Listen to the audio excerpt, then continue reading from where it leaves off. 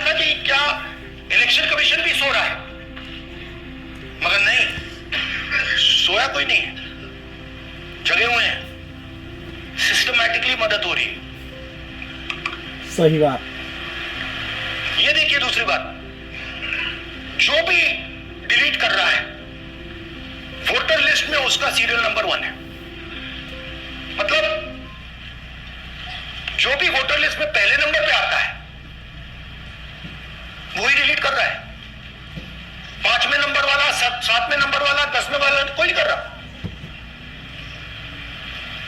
तो हो क्या रहा है, सॉफ्टवेयर से ये काम किया जा रहा है। सॉफ्टवेयर प्रोग्राम कह रहा है पहला नाम निकालो और इसका प्रयोग करके डिलीट करो। टारगेटेड डिलीशंस हो रही हैं। कांग्रेस पार्टी पर आनंद में अटैक किया। टॉप 10 बूथ्स जहां सबसे ज्यादा कांग्रेस की स्ट्रेंथ थी वहां टारगेट किया। और 2018 में पिछले इलेक्शन में 10 में से 8 बूथ कांग्रेस पार्टी जीती थी। हमारी डिमांड है, ज्ञानेश कुमार जी, आप अपना काम कीजिए। आपने ओथ लिया है, आप हिंदुस्तान के चीफ इलेक्शन कमिश्नर हैं। आपसे कर्नाटक की सीआईडी सबूत मांग रही है।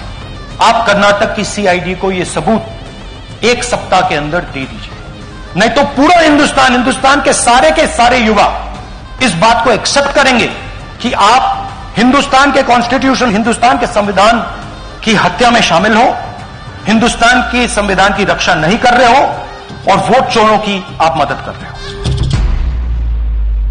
आदरणीय जिला कांग्रेस के लोकप्रिय अध्यक्ष राकेश ठाकुर जी के नेतृत्व में शहर कांग्रेस के अध्यक्ष और हमारे यहाँ पूर्व विधायक अरुण मोरा जी लगातार हमारे ये कार्यक्रम सफल हो से आप सब ला जिनके भारी संख्या में उपस्थित होते के लिए बहुत बहुत धन्यवाद। धन्यवाद। Congress party, Congress party. हलफनामा देना होगा या देश से माफी मांगनी होगी, तीसरा विकल्प नहीं है। आपके माध्यम से मैं ये भी कहना चाहता हूं, अगर 7 दिन में हलफनामा नहीं मिला तो इसका अर्थ ये सारे आरोप निराधार हैं। अभी ये राहुल बाबा यात्रा कर गए ना भाई। यात्रा का विषय क्या था उनका बताओ तो जरा। नो मैं बात मित्रों, यात्रा का विषय बिहार में अच्छी शिक्षा लाना नहीं था। यात्रा का विषय रोजगारी नहीं था।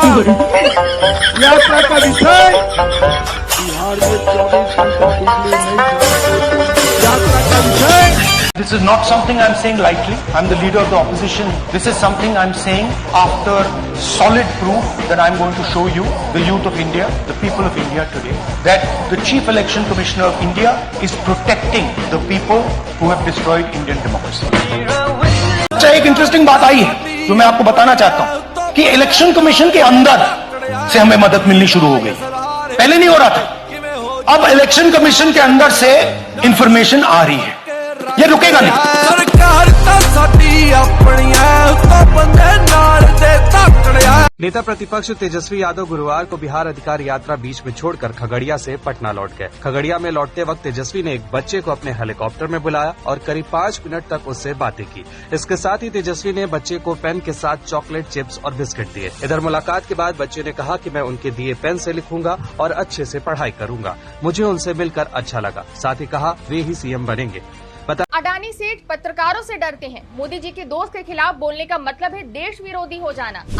वोट चोरी सिर्फ यहाँ पे बिहार में और यूपी में हो रही है, लेकिन कर्नाटका में नहीं हो रही है, हिमाचल प्रदेश में नहीं हो रही है, पंजाब में नहीं हो रही है। एक मुहिम को लेकर आज सड़कों पर निकले हैं। राहुल गांधी जी ने देश को सचेत किया है। आज दोबारा उन्होंने आंकड़े दिए, प्रमाण दिया है कि कैसे मतदाता सूची के अंदर तकनीक का इस्तेमाल करके लगातार वोटों को काटा जा रहा है। वो वोट जहाँ पे भाजपा कमजोर है और कांग्रेस मजबूत है। वो भी मैं आपको प्रूफ के साथ दिखा दूंगा, है हमारे पास। हाइड्रोजन बम में ब्लैक एंड व्हाइट है। मैं फाउंडेशन क्रिएट कर रहा हूं। हर बात भारतीय जनता पार्टी वालों जवाब देती, लेकिन जिन 7 अगस्त के राहुल गांधी फिर शासन करें भारतीय जनता पार्टी वाला मत बोलती